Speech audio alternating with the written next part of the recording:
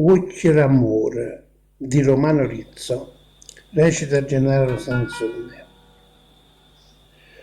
Occhi d'amore ardente chiudo fuoco, voi caparite lustro chiude stille, trasiderindo cuore a poco, prima sta bella faccia e sti manelli. Occhi che quando mi tenete mente tutto dicite, ma senza parlare. In sto cuore prepotentemente siete trasuti come faranno.